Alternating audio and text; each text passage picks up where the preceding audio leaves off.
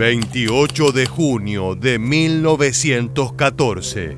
Ese día, el heredero austrohúngaro Francisco Fernando fue asesinado en Sarajevo, Bosnia, con un disparo que también acabó con la vida de su esposa, Sofía. 2 tiros bastaron. Ella murió casi al instante, mientras él agonizaba por una herida en la yugular, murmurando sus últimas palabras en el asiento de un automóvil descapotable. El autor fue Gavrilo Princip, un joven serbobosnio de apenas 19 años, miembro de la organización secreta Mano Negra. Exactamente un mes después, el 28 de julio de 1914, Austria-Hungría le declararía la guerra a Serbia. El crimen, que comenzó como una emboscada fallida, terminó encendiendo la mecha de la Primera Guerra Mundial. Esta es la historia del disparo que cambió el destino de Europa. Francisco Fernando de Habsburgo, sobrino del emperador Francisco José, no estaba destinado a ser heredero del trono. Sin embargo, una tragedia familiar lo cambió todo y lo colocó en la línea sucesoria. El suicidio y muerte prematura del príncipe Rodolfo en 1889. This left Ferdinand's father heir to the throne of Austria-Hungary, but he immediately renounced his position, leaving Franz Ferdinand next in line to rule the empire. He was still in this position when he died, by which time Emperor Franz Joseph was 84 years old and Ferdinand was 50. Para 1914, Francisco Fernando también ostentaba el cargo de inspector general del ejército, lo que le daba un papel central en la política militar del Imperio Austrohúngaro. Se trataba de una estructura multinacional compuesta por alemanes, húngaros, checos, croatas, eslovenos, italianos, polacos, serbios y más pueblos. Aquella diversidad, lejos de ser una fortaleza, era un polvorín. Nacionalismos en auge y resentimientos frente a Viena se entrelazaban en una Europa que vivía la llamada paz armada, un equilibrio frágil sostenido por la amenaza bélica. Sin embargo, para entender con mayor claridad el destino de Francisco Fernando, debemos viajar algunos años más atrás y entender el contexto. En 1908, el Imperio de Austria-Hungría dio un paso decisivo al anexar Bosnia y Herzegovina, territorio que formalmente pertenecía al Imperio Otomano, pero estaba bajo administración austrohúngara desde 1878. Para los serbios, esa anexión fue una afrenta. Bosnia tenía una población eslava cercana a su causa, y su incorporación a Viena frustraba el sueño de una gran Serbia unificada. El resentimiento creció en Sarajevo, capital bosnia, donde cada presencia oficial se percibía como un acto de dominación. Y fue en ese marco que Francisco Fernando decidió visitar la ciudad en 1914. Lo haría con el pretexto de supervisar unas maniobras militares y participar en actos oficiales. Pero para muchos bosnios, la llegada del heredero equivalía a una provocación, ya que la fecha elegida fue el 28 de junio, el Vidovdan, un día sagrado para Serbia, en el que se conmemoraba el aniversario de la derrota frente a los otomanos en 1389. ¿Coincidencia? La respuesta no importaba. El acontecimiento ya había provocado que las tensiones aumenten. La organización clandestina Unificación o Muerte, también conocida como Mano Negra, vio en esa visita la oportunidad perfecta para elaborar un plan que dejara clara su postura. Franz Ferdinand de Austria viajó a Sarajevo en junio de 1914 para inspeccionar las Fuerzas Armadas Imperiales en Bosnia y Herzegovina, anexadas por Austria-Hungría en 1908. La anexión había enfurecido a los nacionalistas serbios, que tramaron un complot para asesinar al archiduque durante su visita a Sarajevo. Jóvenes conspiradores serbobosnios, muchos apenas en la adolescencia, se entrenaron en Belgrado y cruzaron la frontera con armas y veneno. Su objetivo era enviar un mensaje de sangre al imperio. Y el momento de la verdad había llegado. La mañana del 28 de junio amaneció soleada. Sarajevo estaba decorada con banderas, la población salió a la calle y la comitiva real avanzaba en automóviles descapotables por el centro. Nadie imaginaba que entre la multitud se habían apostado varios jóvenes dispuestos a morir para cumplir su misión. Y el primer intento de asesinato no tardaría en llegar. Las calles estaban abarrotadas de gente. La población, en su mayoría curiosa y expectante, se agolpaba en las aceras para ver de cerca al archiduque Francisco Fernando y a su esposa Sofía. La comitiva avanzaba lentamente, con leves medidas de seguridad. Una imprudencia en una ciudad marcada por la tensión política. No sospechaban lo que podía suceder. Entre los espectadores, camuflados en la multitud, esperaban varios jóvenes conspiradores de la mano negra, cada uno apostado en distintos puntos de la ruta. No fewer than 7 young Bosnian hitmen were deployed on the town's bridges, one of which the Archduke had to cross. Now, one of the young Bosnians threw a bomb at the Archduke's car.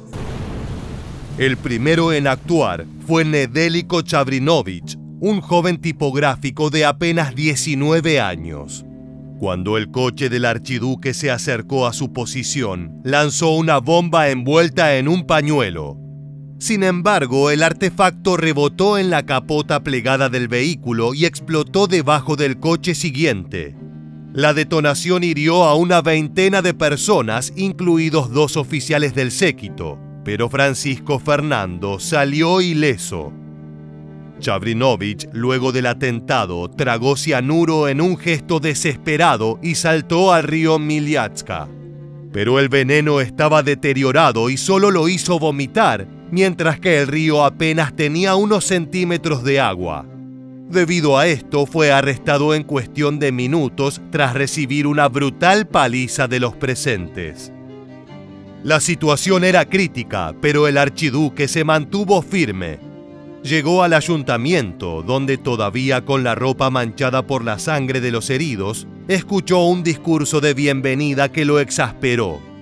Interrumpió al orador con una frase seca. «Señor alcalde, he venido a Sarajevo y me reciben con bombas». Su enfado era evidente, pero aún así decidió continuar con el itinerario. Yendo en contra de las advertencias de su séquito, insistió en visitar a los heridos en el hospital militar. El cambio de ruta debía comunicarse al conductor del automóvil, pero la información no llegó a tiempo. Así, al salir del centro de la ciudad, el coche tomó el camino equivocado. Y en un intento de corregir la maniobra, el vehículo se detuvo frente a una tienda de comidas en una esquina céntrica, donde se encontraba Gavrilo Princip. Princip was a member of the Young Bosnians, one of several violent secret societies in the Balkans, and one who decided to kill Franz Ferdinand when he announced his June visit to Bosnia in March 1914. So in May, Princip and 2 associates went to Belgrade, Serbia, where they were provided with 4 pistols and 6 bombs by the Black Hand, and Princip had some shooting practice in a city park. A pesar de su preparación, el joven Princip, de 19 años, había dado por perdida la misión tras el fracaso de Čabrinović y decidió ir a comer algo. Lo que nunca imaginó fue que el destino llevaría a Francisco Fernando ante él. Cuando vio al automóvil detenido a pocos metros, no dudó. Se acercó con la mano cerca de la funda de su pistola FN modelo 1910. Princip raised his pistol and fired twice from a distance of only a few feet away.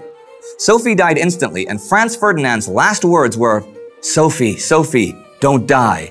Stay alive for our children." En cuestión de segundos, el paseo triunfal se convirtió en tragedia. Francisco Fernando, empapado en sangre, intentaba sujetar a su esposa mientras le hablaba con voz débil al oído. Los guardias imperiales atraparon a Príncipe de inmediato, mientras un enorme grupo de gente se acercaba enfurecida. As the crowd tries to subdue Príncipe, the Archduke and his wife are left bleeding in the car. One bullet struck the Archduke in the neck, the other his wife in the stomach. Tras los disparos, el automóvil quedó envuelto en confusión. El chofer, preso del pánico, aceleró a toda velocidad hacia la residencia del gobernador de Bosnia, mientras en el asiento trasero Francisco Fernando agonizaba, vomitando sangre en el regazo de su ayudante. Los hombres intentaban detener la hemorragia con pañuelos y manos temblorosas, mientras el archiduque murmuraba palabras apenas audibles, suplicando que Sofía sobreviviera. Pero en menos de 15 minutos, ambos estaban muertos.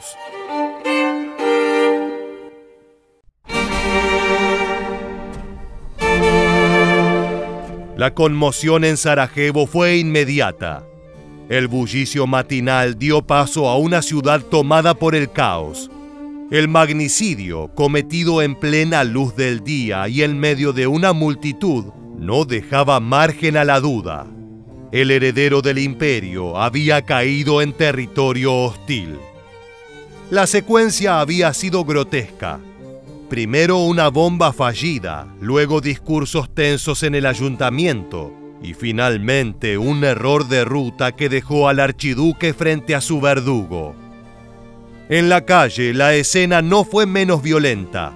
Príncipe, entre golpes y patadas, alcanzó a llevarse la pistola a la sien.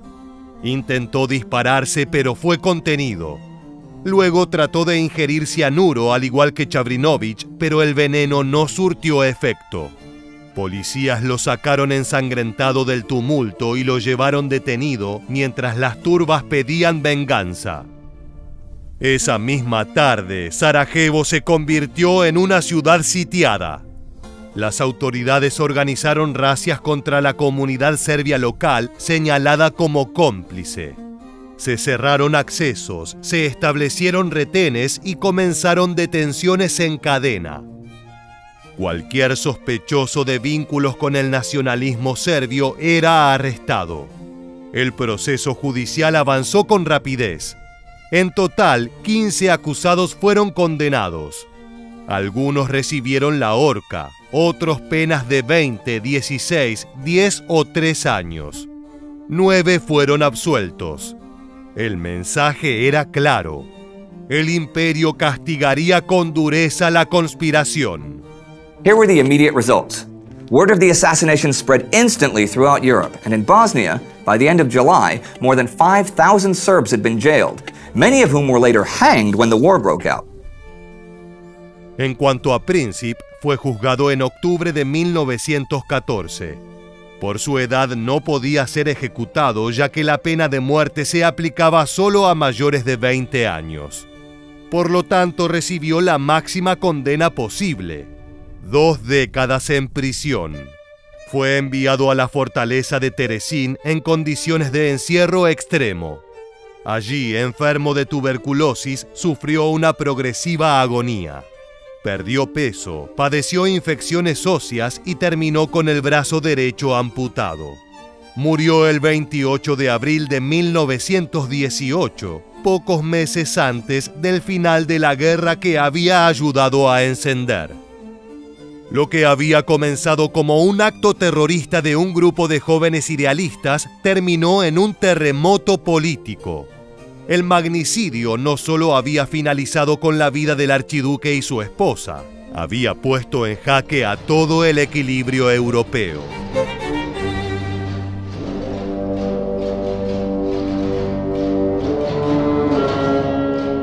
El asesinato de Francisco Fernando y Sofía selló el destino del continente. En Viena, el luto se mezcló con la indignación. La corte y la prensa no tardaron en culpar directamente a Serbia, acusándola de ser el verdadero cerebro detrás de la Mano Negra. La tragedia dejó sin margen de maniobra a la diplomacia. El imperio consideró que si no respondía con firmeza, demostraría debilidad ante sus enemigos y ante sus propios súbditos. Un mes después, el 28 de julio de 1914, Austria-Hungría emitió un ultimátum a Belgrado con exigencias imposibles de aceptar sin renunciar a la soberanía. Serbia respondió con moderación, aceptando la mayoría de los puntos, pero rechazando aquellos que implicaban una injerencia directa en su sistema judicial. Esto fue suficiente para que Viena declarara la guerra. In response to the assassination of the heir to its crown, Austria-Hungary seeks support from Germany. Germany agrees and Austria-Hungary declares war on Serbia. Russia, Serbia's ally, mobilizes its forces and as a result, Germany declares war on Russia.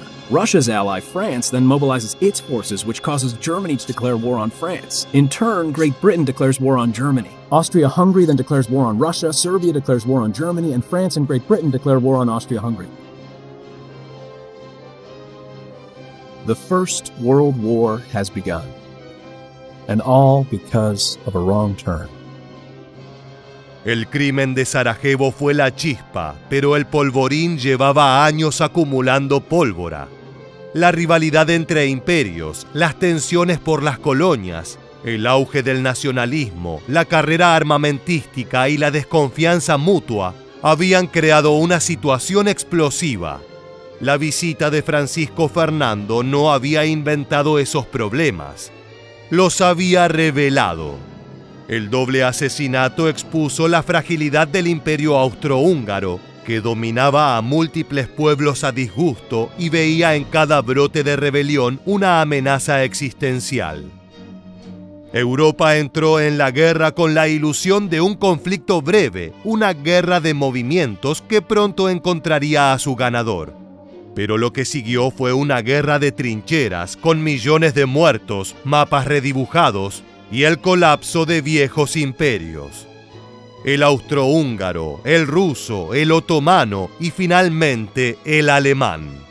El disparo de Princip, ejecutado en una esquina de Sarajevo, tuvo un eco devastador y transformó el inicio del siglo XX en la antesala de las grandes catástrofes del mundo contemporáneo. Para entonces, más de 20 millones de soldados habían muerto y otros 21 millones habían sido heridos. En 1919, durante la Conferencia de Paz de París, los líderes aliados manifestaron su deseo de construir un mundo de posguerra que estuviera a salvo de futuras guerras mundiales. Trágicamente, el Tratado de Versalles, firmado el 28 de junio de 1919, jamás logró ese objetivo y dejó en ruinas a las dinastías imperiales. Un disparo en Sarajevo bastó para desencadenar una tormenta largamente gestada. El asesinato de Francisco Fernando no fue la causa única de la Primera Guerra Mundial, pero sí el detonante que activó un engranaje de alianzas, orgullos imperiales y odios nacionalistas que ardían desde hacía décadas. Un acto cometido por un joven idealista, enfermo y convencido de su causa, puso en movimiento el colapso de imperios enteros y abrió el camino a una era de guerras totales. La historia demostró que a veces la chispa más pequeña puede incendiar el mundo entero. De esta forma llegamos al final. Si te gustó este video, te esperamos en nuestra próxima entrega para seguir descubriendo la historia militar.